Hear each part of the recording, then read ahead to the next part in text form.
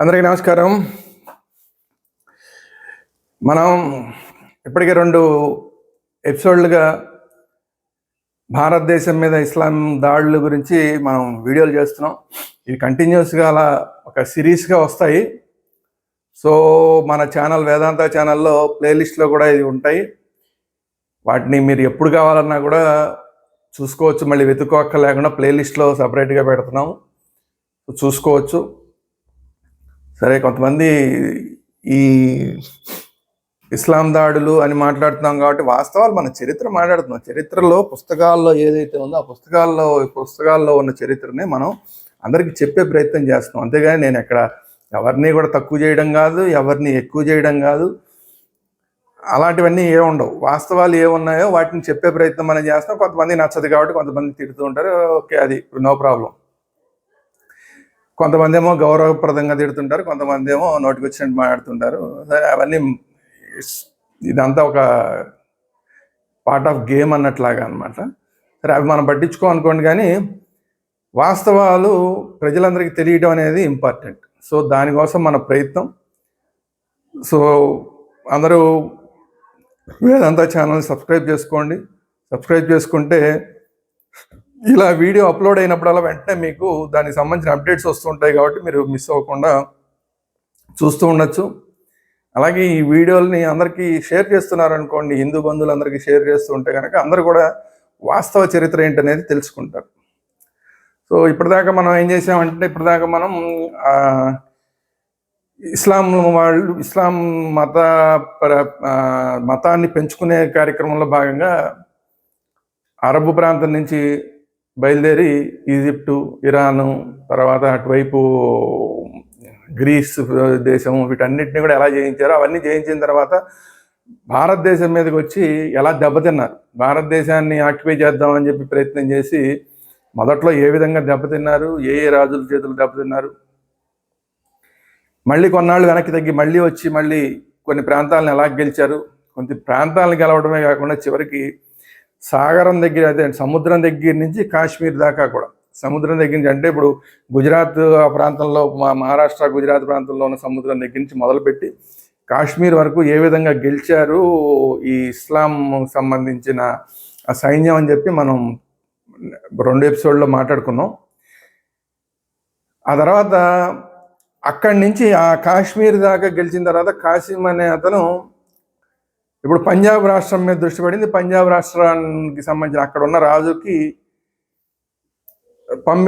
నువ్వు నాకు లొంగిపో, నేను ఆల్రెడీ ఇక్కడ సాగరం దగ్గర నుంచి, అంటే సముద్రం దగ్గర నుంచి కాశ్మీర్ దాకా కూడా అంతా నేను గెలిచేశాను, ఇప్పుడు నీ దగ్గరికి పంజాబ్కి వస్తున్నాను, నువ్వు మర్యాదగా లొంగిపో, లేకపోతే కనుక దేవాల దుర్గానికి ఏ గతి పట్టిందో నీకు అదే గతి పడుతుంది, నీ రాజ్యానికి కూడా అదే గతి పడుతుందని వార్నింగ్ ఇస్తే అబ్బెబ్బా ఏమాత్రం భయపడకుండా ఆ రాజు, మాకు నీవంటే భయం ఏం లేదు, మనం రణరంగంలోనే కలుద్దాం, ఎవరిలో ఎంత శక్తి ఉందో తేలుతుంది అని చెప్పి తిరుగు సమాధానం ఇచ్చాడు. దాంతో షాక్ అయ్యాడు కాసిం. అలాగా మన వాళ్ళు అవతల వాళ్ళు ఎంత పెద్ద సైన్యంతో వచ్చినా కూడా ఏమాత్రం భయపడకుండా, కొన్నిసార్లు గెలిచారు, కొన్నిసార్లు ఓడిపోయారు, ఇవన్నీ జరిగినాయి. అలా ఎవరెవరు ఎదుర్కొన్నారన్న దాని గురించి మనం మాట్లాడుకుంటాం. ఇప్పుడు పంజాబ్ దగ్గరికి వద్దామని ప్రయత్నం చేస్తున్నాడు. భారత్లోని శక్తివంతమైన రాజులతో యుద్ధం చేసే భాగ్యం కాసింకు కలగలేదు. ఈ కాసిం అనేవాడు పంజాబ్లో అక్కడ రాజుకి వార్నింగ్ ఇచ్చాడు. అతనేమో చచ్చా పోరా బాబు, నువ్వేంటి, నీ లెక్కేం లేదు, నాకు నువ్వు ఎంత కాశ్మీర్ దాకా గెలిచినా నాకేం సంబంధం లేదు, దమ్ముంటే చూసుకుందాం, యుద్ధంలోనే చూసుకుందాం అని చెప్పాడు కదా. అయితే అతనితో యుద్ధం చేసే అవకాశం కాసిం కలగలేదు. ఎందుకు కలగలేదు అంటే వెనక్కి వెళ్ళిపోవాల్సి వచ్చింది పాపం మళ్ళీ తిరిగి. 714లో ఇరాక్ పాలకుడు హజ్జాద్ మరణించాడు. హజ్జాద్ అంటే చెప్పాను కదా, హజ్జాద్ ఇతన్ని పంపించిన వాడే హజ్జాద్, నీ వెనకాల నేను ఉంటాను, నువ్వు ముందెళ్ళి ఆ భారతదేశాన్ని గెలువు అని చెప్పి ఈ హజ్జాదే పంపించాడు. ఈ హజ్జాద్ అనే అతను 714లో మరణించాడంట. ఆ తర్వాత కాలంలో ఖలీఫా వాలిద్ కూడా చచ్చిపోయాడు. అప్పట్లో ఆ రాజ్యం ఎవరు ఉంటారో అక్కడ మొత్తం ఈ ఇస్లాం సైన్యాన్ని అంతటికీ ఖలీఫాగా ఉన్న రాజు అతను కూడా చచ్చిపోయాడు. దాంతో కొత్త ఖలీఫా వచ్చాడు. ఈ కొత్త ఖలీఫానేమో కాసింను పిలిచాడు. కాసిం, నువ్వు రా వెనక్కి రా, నీతో మాట్లాడాల్సిన పని ఉందని చెప్పి వెనక్కి పిలిచాడంట. సరే, ఏదో ఖలీఫా గారు పిలుస్తున్నారు కదా అని చెప్పి వెనక్కి వెళ్ళాడు. ఈ కొత్త ఖలీఫాకి హజ్జాద్ అంటే అసలు పడదంట. చచ్చిపోయాడు కదా హజ్జాద్ అంటే అసలు పడదంట. అతని మీద అతని బంధువుల మీద ద్వేషం ఉందంట. అందుకని ఈ ఖాసిం అనేవాడిని వెనక్కి పిలిచి, నువ్వు హజ్జాద్కి బంధువువే కదా అని చెప్పి, తీరా ఏదో ఖలీఫా పిలిచాడు కదా అని చెప్పి వెళ్తే, నువ్వు హజ్జాద్కి బంధువువి, అందుకని నేను చంపేస్తున్నావు అని చెప్పి ఖాసిం తలకాయ నరికించేసాడంట. అక్కడ పాపం ఇక్కడ ఇండియాలోనే ఉంటే పాపం అక్కడ కాశ్మీర్ దాకా గెలుచుకున్నాడు పాపం. ఇక్కడే ఉంటే ఆయన బతికేవాడు. సరే ఖలీఫా పిలిచాడు కదా అని వెనక్కి వెళ్ళిపోయేసరికి అక్కడ ఖలీఫా ఇతన్ని చంపేశాడు. ఉత్తపుణ్యానికి హజ్జాద్ అనేవాడంటే ఈ కొత్త ఖలీఫాకి పడదంట. సో ఆడికి లింక్ ఉందని చెప్పి ఇతను చంపేశాడు. దాంతో 714లో ఖాసిం తిరిగి వెళ్ళిపోగానే గెలిచిన సింధు ప్రాంతంలో ఉన్న రాజ్యాలన్నీ స్వతంత్ర రాజ్యాలు అయిపోయినాయంట. ఇంకేముంది, వెళ్ళిపోయాడు చచ్చిపోయాడు అని చెప్పి మెసేజ్ వచ్చింది, చంపేశాడు ఖలీఫా ఖాసిం అని. ఇంకంతే, ఎవరికి వాళ్ళు మళ్ళీ స్వాతంత్రం ప్రకటించేసుకున్నారు. మళ్ళీ రాజ్యాలన్నీ ఎన్ని గెలిచారో అన్నీ కూడా మళ్ళీ స్వతంత్ర రాజ్యాలు అయిపోయినాయంట. ఇది కాకుండా దాహిర్ వీరపుత్రుడు జయసింహుడు అరబ్ సైన్యాన్ని తరిమేసి 2 సంవత్సరాల్లోనే బ్రాహ్మణాబాద్ని, రామ్వోర్ కోటని, దేవళదుర్గాన్ని స్వాధీనం చేసుకున్నాడు. ఇవే కదా పోయినాయి. ఆ పోయిన వాటన్నిటినీ మళ్ళీ స్వాధీనం చేసుకున్నాడంట. ముల్తాన్, ఆల్మోర్, కాశ్మీర్ తదితర చిన్న రాజ్యాలన్నీ మళ్ళీ స్వతంత్రం ప్రకటించేసుకున్నాయి. కేవలం కొంచెం ఏదైతే సముద్రం దగ్గరలో ఉన్న చిన్న ప్రాంతం ఏదైతే ఒక చిన్న ప్రాంతానికి మాత్రమే ఈ ఇస్లాం సైన్యం మిగిలిపోయిందంట. తర్వాత బాప్పా రావల్ రాజస్థాన్ మేవాడ్ పాలకుడు, చిత్తోడ్ ఇతని రాజధాని. ఇతని గురించి తెలుసుకోవాలి. ఇరాన్ మీద విజయాన్ని సాధించిన మొట్టమొదటి హిందూ రాజు బాప్పా రావల్. ఇది ఇందాక మనం చెప్పుకున్నాం, ఇంతకుముందు చాలామంది రాజులు ఈ ఇస్లాం సైన్యం వస్తే వాళ్ళని వెనక్కి తరిమి కొట్టేవాళ్ళు, కానీ వాళ్ళ ప్రాంతాలను స్వాధీనం చేసుకోలేదు. స్వాధీనం చేసుకోకపోవడం వల్ల వాళ్ళు మళ్ళీ రావడం, మళ్ళీ మన మీద దండయాత్రలు చేయడం అని జరిగినాయి. కానీ ఈ బప్పా రావల్ అనే అతను మాత్రం ఇరాన్ని కూడా గెలిచాడంట. ఈ బప్పా రావల్ గురించి ఇప్పుడు కూడా మేవాడ్ సంస్థానంలో అక్కడ ఇవాళ మనం మేవాడ్ సంస్థానానికి వెళ్ళినా కూడా అక్కడ ఇతని వీరగాథల గురించి అనేక మంది చెప్తూ ఉంటారు. అక్కడ అతనికి సంబంధించిన వీరగాథలకు సంబంధించిన చరిత్ర పుటలన్నీ అక్కడ ఉన్నాయంట. రామ్వోర్ని కాసిం సేనలు వశమై విధ్వంసానికి గురైనప్పుడు రాజా దాహిర్ చిన్న భార్య తన 5 ఏళ్ల పుత్రుడిని తీసుకుని బాప్పా రావల్ వద్దకు శరణ కోరింది. బాప్పా రావల్ ఆమెని ఆడబడుచుగా స్వీకరించాడు. సరే, మన వాళ్ళేమో ఇలా ఆడబడుచులుగా స్వీకరిస్తారు, కానీ అక్కడేమో ఎవరన్నా వస్తే వాళ్ళని ఎలాగా చేస్తారు ఏంటి అనేది మనందరికీ తెలుసు. ఓడిపోయిన వాళ్ళని కానీ, దాసోహం ఉన్న వాళ్ళు కానీ ఏ విధంగా ట్రీట్ చేస్తారో తెలుసు. అందుకనే ఆ ట్రీట్మెంట్ భరించలేకే అందరూ అగ్ని ఆహుతి అయిపోయి రాణులందరూ చచ్చిపోయేవాళ్ళు. కానీ ఈ బప్పా రావల్ అనే ఆయన రాజా తాహిర్ 2వ భార్యని తన చెల్లెల్లాగా స్వీకరించాడంట. అది కాకుండా ముస్లిం దురాక్రమణదాసులందరినీ దేశం నుంచి తరిమివేయాలని సంకల్పించాడు. గాంధారం, కాబూల్. గాంధార్ అంటే ఇప్పుడు ఆఫ్ఘనిస్తాన్లో ఉంటుంది కాందహార్. ఆ కాందహార్ని, కాబూల్ని దండెత్తి అరబ్బుల్ని తరిమేశాడు. గజనీ సుల్తాన్ని కూడా ఓడించాడంట. ఆ గజనీ సుల్తాన్ని ఓడించడమే కాకుండా అతన్ని కూతుర్ని వివాహం చేసుకున్నాడు. అక్కడి నుంచి ఇంకా ముందుకెళ్ళి ఇరాన్ని కూడా గెలిచాడంట. సో అలాగా ఈ బప్పా రావల్ అనే ఆయన ఇరాన్ దాకా, అంటే ఆఫ్ఘనిస్తాన్ అవన్నీ దాటుకుని ఇరాన్ దాకా కూడా వెళ్ళి గెలిచేశాడు. ఖలీఫా హిసం ఈయన ఏంటంటే 724 నుంచి 743 మధ్యలో ఈయన పరిపాలన సాగించాడు. తన సేనాధిపతి జునైద్ అనేవాడిని సింధు ప్రాంతం మీద రాజప్రతినిధిగా పంపించాడు. అంటే వీళ్ళకి ఏంటంటే ఎన్నిసార్లు ఓడిపోయినా కూడా మళ్ళీ భారతదేశాన్ని ఎట్టగైనా గెలవాలని తాపత్రయం. సో ఇప్పుడు ఈ ఖలీఫానేమో ఈ జునైద్ అనే అతన్ని పంపించాడు, నువ్వు వెళ్ళి మళ్ళీ భారతదేశాన్ని మళ్ళీ గెలుచుకుంటురా అని. ఇతడు దేవళదుర్గాన్ని జలమార్గంలో చేరుకున్నాడంట. ఇతను వెళ్ళేసరికి కొంచెం ప్రాంతం మాత్రమే ఖలీఫా ఆధీనంలో ఉంది. అక్కడి నుంచి ఇతనికి మొత్తం అంతా కూడా యుద్ధం చేసి మళ్ళీ జునైద్ మళ్ళీ సింధు ప్రాంతాన్ని ఆక్రమించుకోవడానికి ప్రయత్నం చేశాడు. మళ్ళీ అంతకుముందు జరిగినట్టే జరిగింది. జయసింహుడు మళ్ళీ ఈ దేవళదుర్గాన్ని వీళ్ళందరూ మళ్ళీ వస్తున్నారు ఇస్లాం సైన్యం అని చెప్పి మళ్ళీ రక్షిద్దామని వెళ్ళేసరికి వీళ్ళు ఎప్పుడైనా సరే కొంచెం ముందు వెళ్ళడం, ఆ మొత్తం గోడలన్నీ మూసేయడం, ద్వారాలన్నీ మూసేయడం, లోపల మేము గెలిచేసామని చెప్పి లోపల వాళ్ళని ఇబ్బంది పెట్టడం. మళ్ళీ సేమ్ అదే జరిగింది. ఈసారి కూడా జునైద్ మళ్ళీ వెళ్ళేసరికి లోపల దేవళదుర్గం మీద దాడి చేశాడు. జయసింహుడు ఈ దుర్గం రక్షణకు రామ్వోర్ నుంచి తరలిచ్చేలాగా కొద్దిపాటి సైన్యంతో దేవళదుర్గం జునైద్ వశమైపోయింది. జయసింహుడు దుర్మార్గాన్ని సంరక్షణ భీకర యుద్ధం చేశాడంట. విశాలమైన అరబ్బు సైన్యంతో రోజుల తరబడి యుద్ధం సాగించి, అయితే ఈ యుద్ధంలో జయసింహుడు కూడా మరణించాడు. దాంతో జయసింహుడు చచ్చిపోయాడు. పెద్ద బలమైన రాజు జయసింహుడు చచ్చిపోయాడు. అంతకుముందు తాహిర్ కూడా చనిపోయాడు కదా, ఇద్దరు రాజా దాహిర్ కూడా చనిపోయాడంతో ఇంకా అసలు వీళ్ళకి ఎదురు లేకుండా వెళ్ళిపోయింది. అక్కడి నుంచి కాశ్మీరు, కన్నౌజు ప్రాంతాలను కూడా గెలిచాడు. ఖలీఫా తర్వాత అప్పుడు కాంగ్దానికి అరబ్బు సేనలు తరపున హిందూ వీరులు స్వతంత్రించారు. ఇప్పుడు జునైద్ విజయగారంతో కాంగ్దాని, అంతకుముందు కాంగ్దా అనే ప్రాంతాన్ని కాసిము ఖలీఫా పిలిచాడు కదా, ఖలీఫా పిలిచాడు వెనక్కి వెళ్దామని చెప్పి వెళ్తూ కాంగ్దా అనే ప్రాంతాన్ని గెలుచుకుని మరి వెళ్ళేటప్పుడు ఎన్ని చేస్తే పాపం ఏముంది, వెళ్ళి అక్కడ పాపం కుక్కచావు చచ్చిపోయాడు పాపం ఆయన. సరే, ఇప్పుడు ఆ కాంగ్దాని ఇప్పుడు జునైద్ మళ్ళీ గెలుచుకున్నాడంట. రాజా తాహిర్ సమర్థన లేకపోవడం వల్ల ఇంకా మళ్ళీ సింధు, కాశ్మీర్, కన్నౌజ్ ప్రాంతాలన్నీ కూడా అరబ్బులు వశం అయిపోయినాయి. చూసారా, బలమైన రాజులు చచ్చిపోయేసరికి ఇంకా వీక్ అయిపోయింది అనమాట. జునైద్ విజయగారంతో రాజస్థాన్, గుజరాత్, మాల్వా ప్రాంతాలను కూడా జయించే ప్రయత్నం చేశాడంట. ఈ మాల్వా అరబ్బు సేనల దాడికి వెళ్ళేటప్పటికి అక్కడ ప్రతీహార వంశీకులైన వాళ్ళ వీరపాలన సాగుతున్నారు. ప్రతీహార వంశం అని చెప్పి ఆ వంశం వాళ్ళు ఆ ప్రాంతాన్ని, అంటే మాల్వా ప్రాంతాన్ని వాళ్ళు పరిపాలన చేస్తారు. వాళ్ళ చేతులు, ఈ ప్రతీహార చేతులు చావు దెబ్బతిని మళ్ళీ తిరిగి సింధు ప్రాంతానికి ఇస్లాం సైన్యం వెనక్కి పారిపోవాల్సి వచ్చింది. అంటే బలమైన రాజులు ఉన్న చోటేమో దెబ్బతింటున్నారు, కొద్దిగా పర్వాలేదు ఒక మాదిరి రాజులు అన్న దగ్గరికి పెద్ద సైన్యంతో వెళ్ళి గెలిచేస్తున్నారు. అది అలా జరుగుతూ వస్తుంది. కాలక్రమేణా అలా కొంచెం ఆక్రమించుకుంటూ వచ్చారు. ఇక్కడ మెయిన్ థింగ్ ఏంటంటే ప్రతీహార నాగభట్టు నాయకత్వం. ఇతన్ని గురించి తెలుసుకోవాలి. ఎందుకంటే ఇతను గొప్పతనం ఏంటంటే విడివిడిగా ఉన్న రాజ్యాలన్నింటినీ కలిపి మనందరం ఒకటే భారతదేశం అన్న ఒక దేశం ఒక భక్తిని తీసుకొచ్చి అందరు రాజుల్ని కలిపి యుద్ధాలు చేసిన మొట్టమొదటి వ్యక్తి. ఈరోజు మనం భారతదేశం అన్ని రాష్ట్రాలు కలిసి ఉన్నామంటే ఆ రోజు ఈ ప్రతీహార నాగభట్టు అనే అతను వేసిన విత్తనం ఏదైతే ఉందో అది మనం మొత్తం ఈరోజు భారతదేశం అంతా కూడా అన్ని రాష్ట్రాలు యునైటెడ్గా ఉండడానికి కారణమైంది. ఇప్పుడు అరబ్బు రాజప్రతినిధి జునైద్ పెద్ద సేనను హమీద్ నాయకత్వంలో మాల్వా ప్రాంతాన్ని ఆక్రమించుకోవడానికి పంపించాడు. అప్పుడు మాల్వా ప్రాంతానికి ప్రతీహార రాజవంశస్థులు పరిపాలిస్తున్నారు.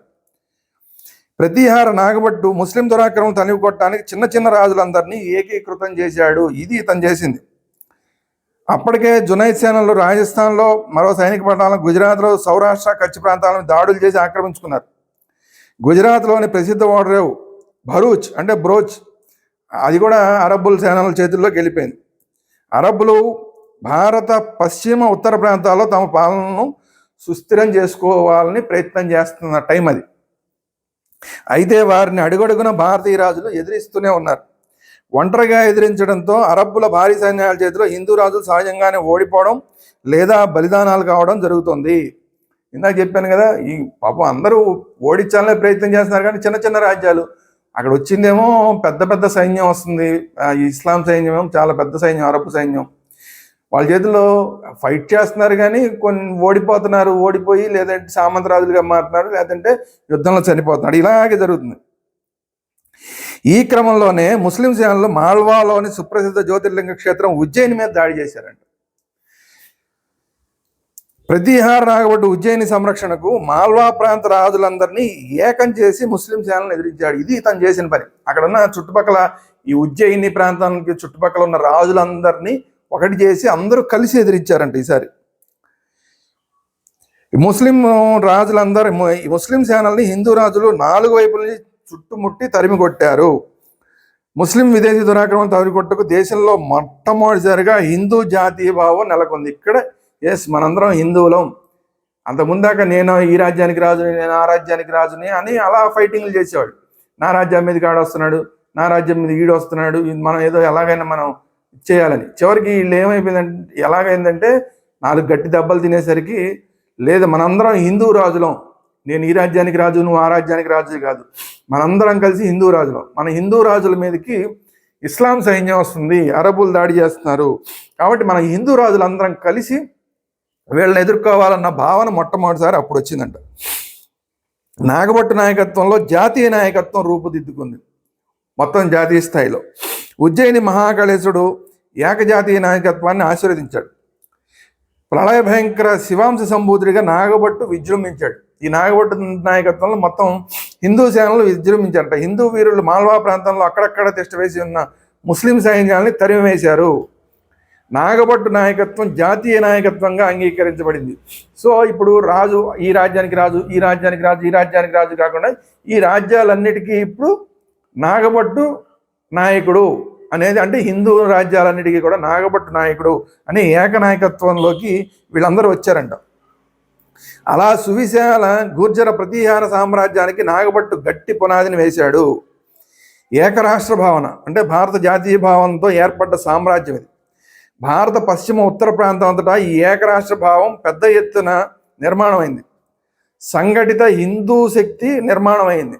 ఇది ఇంపార్టెంట్. సంఘటితంగా హిందువులందరూ కలిసి ఉంటే కూడా ఎప్పుడు కూడా మనం గెలుస్తాము అన్నది వాళ్ళు గుర్తించి ఒక హిందూ శక్తి నిర్మాణం అయింది. ఈరోజు కూడా మనకి అదే అవసరం. ఈరోజు కూడా మనకు అది అవసరం. ఈరోజు కూడా మన మీద వేరే వేరే మతాల వాళ్ళ దాడులు పెరుగుతున్న సందర్భంలో హిందువులందరూ ఏకమై మనందరం హిందువులం ఏకత్వంతో మనందరం పోరాటం చేయాలి అన్నది ఇప్పుడు వస్తేనే, ఆ రోజు ఎలా వచ్చిందో ఇప్పుడు మళ్ళీ హిందువులందరూ ఏకం అవ్వాలి.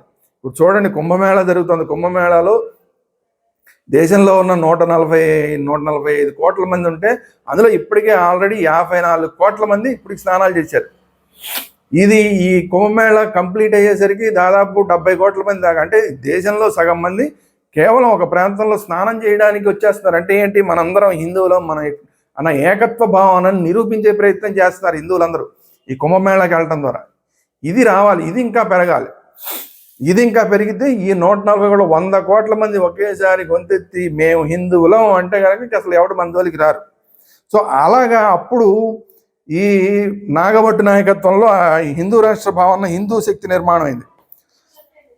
ముస్లిం సైన్యాన్ని తరిమికొట్టడం ప్రతి ఒక్కరు తమ కర్తవ్యంగా భావించారు. ముస్లింలను ఎదిరించిన వీరులందరినీ ప్రజలు ప్రశంసించారు. అలాగని చెప్పి అప్పుడు రాసిన లెటర్స్ కూడా ఉన్నాయండి. ఇప్పుడు అక్కడ ఎవరైతే ముస్లింలు అప్పుడు ఎదిరించారో వాళ్ళందరినీ ప్రజలు ప్రశంసిస్తూ లేఖలు రాశారంట. ఆ లేఖలు ఇప్పటికీ ఉన్నాయంట.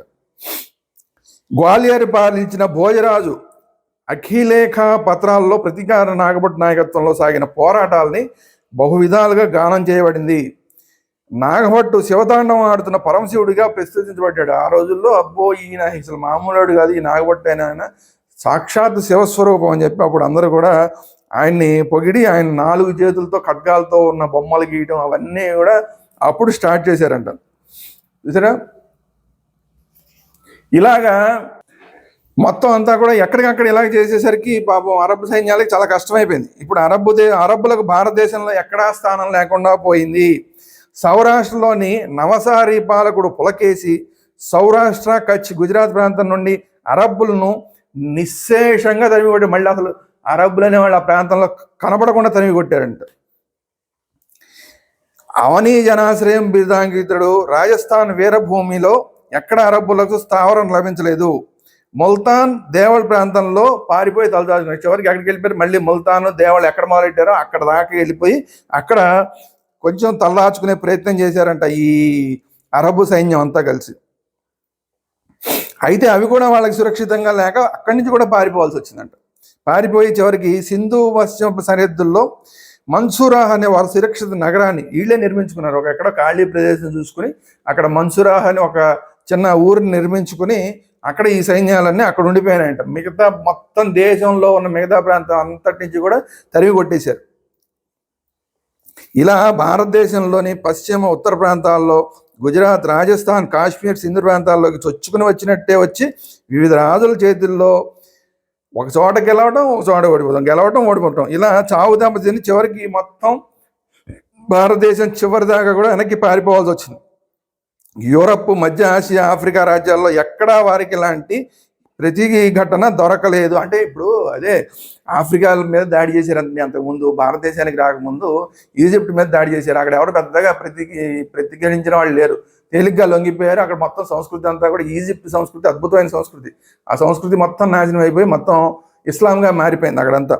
అలాగే ఆఫ్రికా మీద దాడి చేశారు. అక్కడ ఎవడో వీళ్ళని ఎదిరించేవాడు కనపడాల, అక్కడ తేలిగ్గా అందరు లొంగిపోయారంట. యూరోప్లోనూ అదే పరిస్థితి. పశ్చిమాసియాలోనూ అదే పరిస్థితి. ఇలా ఎక్కడికి వెళ్ళినా కూడా వీళ్ళకందరికీ కూడా తేలిగ్గా లొంగిపోయారు. అక్కడ ఉన్న వాళ్ళందరూ కూడా చివరికి ఆ మతంలోకి కూడా మారిపోయారు. కానీ భారతదేశానికి వచ్చేసరికి అలా కాదు. ఎక్కడికక్కడ ప్రతిఘటిస్తూనే ఉన్నారు. ఒకసారి గెలిచాం కదా అని సంతోషించే లోపల మళ్ళీ అందరూ కూడగట్టుకుని అందరూ కలిసి మళ్ళీ వీళ్ళంతా వెనక్కి తరివేస్తున్నారు. అట్లా మొత్తం ముస్లిం రాజసత్తా గట్టి ఎదిరించి నిలిచిన ఉదాహరణ ఇలాంటి ఉదాహరణ భారతదేశంలో తప్ప ముస్లింకి ఇంకెక్కడా కనబడలేదు. ఇప్పటి వరకు వేగంగా విస్తరించి చూసిన ఇస్లాం సామ్రాజ్యానికి భారతదేశంలో ఎక్కడా కూడా స్థిరమైన స్థావరం అనేది లేకుండా పోయింది. ఇది చూసారా, ఇది పరిస్థితి. అంటే ఏంటి, ఎక్కడెక్కడ రాజులు విడివిడిగా ఉన్నప్పుడు వాళ్ళని ఓడించుకుంటూ చిన్న రాజ్యాలను ఓడించుకుంటూ మళ్ళీ ఈ రాజ్యాల సైన్యాన్ని కలుపుకుని ఒక పెద్ద రాజ్యం మీదకి దండెత్తి అందులో మళ్ళీ మన వాళ్ళే చనిపోతూ ఇట్లా రకరకాలుగా చేసుకుంటూ వాళ్ళని ఆక్యుపై చేస్తూ చివరికి కాశ్మీర్ దాకా వెళ్ళి ఆక్యుపై చేశారు. చివరికి ఎప్పుడైతే మనందరం మన హిందూ రాజులందరం ఏకమయ్యి ఈ ఇస్లాం సైన్యాన్ని ఓడించాలి అని ఎప్పుడైతే అనిపించిందో ఆ ఊపిరాగానే అందరూ కలిసి కొట్టడం మొదలైతే ఇక పరుగు వెనక్కి పరిగెట్టి చివరికి మళ్ళీ సముద్రం దాకా ఎక్కడ కాశ్మీర్ దగ్గర మళ్ళీ సముద్రం దాకా వెనక్కి పారిపోయి అక్కడ ఒక చిన్న స్థావరం ఏర్పాటు చేసుకుని అక్కడ మాత్రం కాస్త సైన్యాన్ని పెట్టుకుని అక్కడ తింటూ కూర్చున్నారంట. అది వీళ్ళ పరిస్థితి. దీని తర్వాత నెక్స్ట్ ఏం జరిగింది అనేది నెక్స్ట్ వీడియోలో తెలుసుకుందాం. ఈ వీడియో చూసిన వాళ్ళందరూ కూడా లైక్ చేయండి. లైక్ చేస్తే ఎక్కువ మందికి చేరుతుంది. ఎక్కువ మందికి చేరితే ఎక్కువ మంది దీని గురించి తెలుసుకుంటారు. మన చరిత్ర ఎలా జరిగింది ఏంటి అనేది తెలుసుకుంటారు. అందుకని వీడియో చూసిన ప్రతి ఒక్కళ్ళు కూడా లైక్ చేయండి. మీ అభిప్రాయాలు ఏంటనేది కామెంట్ రూపంలో తెలియదేయండి. కొంతమంది ఏమో సరే పిచ్చి కామెంట్లు చేస్తున్నారు, సరే వాళ్ళని వదిలేద్దాం. అట్ ది సేమ్ టైం ఈ వీడియోని అందరికీ షేర్ చేయండి. షేర్ చేస్తే కూడా ఎక్కువ మందికి వెళ్తుంది. మీరు లైక్ కొట్టినా కూడా ఎక్కువ మందికి వెళ్తుంది. అట్ ది సేమ్ టైం మన ఛానల్ని ఇమీడియట్గా వేదాంత ఛానల్ని సబ్స్క్రైబ్ చేసుకోండి. అలాగే బెల్ ఐకాన్ నొక్కండి. బెల్ ఐకాన్ నొక్కితే ఎప్పటికప్పుడు వీడియో అప్లోడ్ అవ్వగానే మీకు మెసేజ్ వస్తూ ఉంటుంది. అట్ ది సేమ్ టైం ఇది మనం అందరం ప్లేలిస్ట్లో పెడుతున్నాం కూడా ఆ ప్లేలిస్ట్లో మీరు చూడొచ్చు. అంతేకాకుండా మన ఛానల్లో ఇప్పుడు జరుగుతున్న ఛాంపియన్స్ ట్రోఫీకి సంబంధించిన రివ్యూలు ఎప్పటికప్పుడు వస్తుంటాయి. రాబోయే ఐపీఎల్కి సంబంధించిన రివ్యూలు వస్తుంటాయి. సో క్రికెట్ ప్రేమికులందరూ కూడా వేదాంత ఛానల్లో క్రికెట్ రివ్యూలు ఎప్పటికప్పుడు చూడొచ్చు. ఛాంపియన్స్ ట్రోఫీకి సంబంధించి కానీ ఐపీఎల్కి సంబంధించి. Thank you very much. జై హింద్.